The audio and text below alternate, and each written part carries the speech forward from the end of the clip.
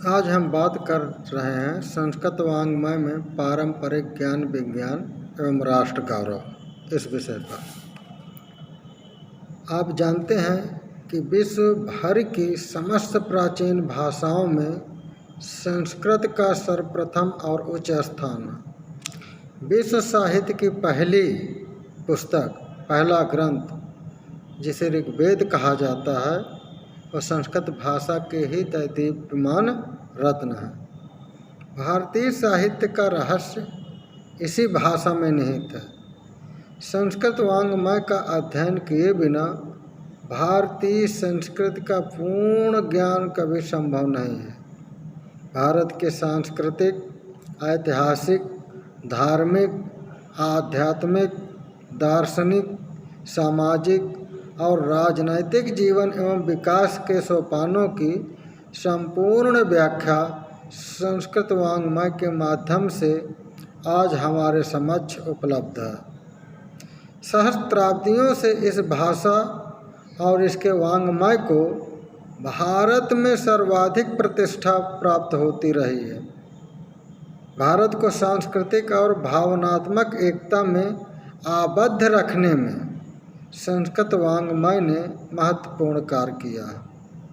इसी कारण से भारतीय मनीषियों ने इस भाषा को अमर भाषा या देववाणी के नाम से सम्मानित किया है तथा संस्कृत वाङ्मय के महत्व तथा उसके गौरव को संपूर्ण राष्ट्र तक पहुँचाने में अपना संपूर्ण जीवन समर्पित किया।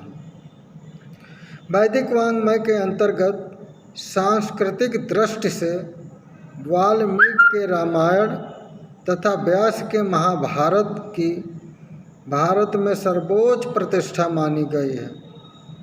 महाभारत का उपलब्ध स्वरूप 1,00,000 पद्यों में है। प्राचीन भारत की पौराणिक गाथाओं, समाजशास्त्रीय मान्यताओं, दार्शनिक आध्यात्मिक दृष्टियों, मिथकों, भारतीय ऐतिहासिक जीवन चित्रों आदि के साथ साथ पौराणिक इतिहास, भूगोल और परंपरा का महाभारत महाकोश है। वाल्मीकि रामायण आद्य लौकिक महाकाव्य है। उसकी गणना आज भी विश्व के उच्चतम काव्यों में की जाती है। इसके अतिरिक्त अष्टादश पुराण और उप पुराणों का महाविशाल वाङ्मय है, जिनमें पौराणिक या मिथकीय पद्धति से केवल आर्यों का ही नहीं, भारत की समस्त जनता और जातियों का सांस्कृतिक इतिहास अनुबद्ध है। इन पुराणकार मनीषियों ने भारत और भारत के बाहर से आयात सांस्कृतिक एवं आध्यात्मिक ऐक्य की प्रतिष्ठा का सहस्त्राब्दियों तक सफल प्रयास करते हुए भारतीय संस्कृति को एक सूत्र में आबद्ध किया है। संस्कृत साहित्य के आदि काव्य वाल्मीकि रामायण के बाद गद्य पद्य के लाखों श्रव्य काव्यों और दृश्य काव्यों तथा नाटकों की रचना हुई है, जिनका महत्व सारा विश्व स्वीकार करता है। महाकवि कालिदास के अभिज्ञान शाकुंतलम नाटक को विश्व के सर्वश्रेष्ठ नाटकों में महत्वपूर्ण स्थान प्राप्त होता है।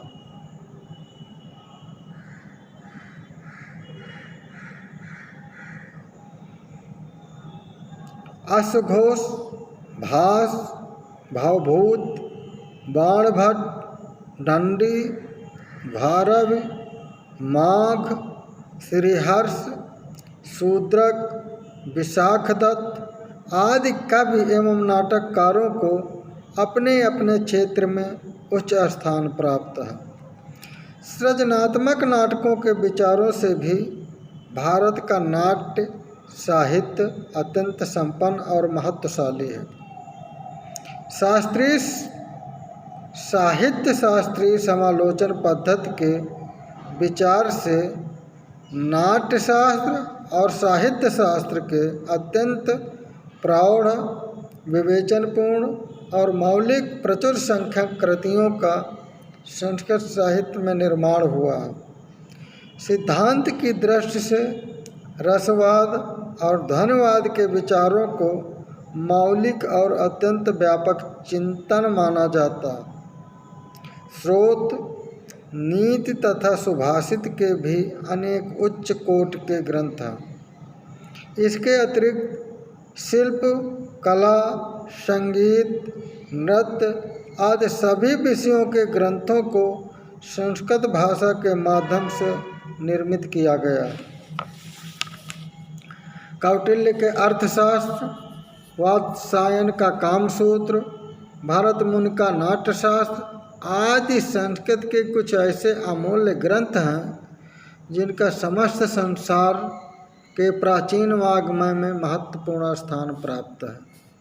निश्चित रूप से पूर्ण विश्वास के साथ यह कहा जा सकता है कि संस्कृत वाङ्मय हमारे राष्ट्र का गौरव प्रतीक स्तंभ है। अब हम बात करते हैं वैदिक और लौकिक संस्कृत साहित्य में भारतीय दर्शन।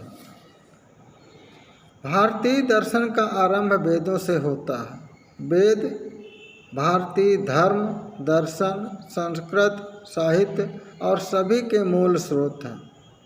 उनके दर्शन संप्रदाय वेदों को अपना आधार मानते हैं।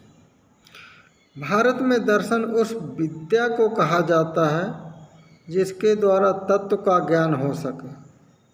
तत्व दर्शन या दर्शन का अर्थ है तत्व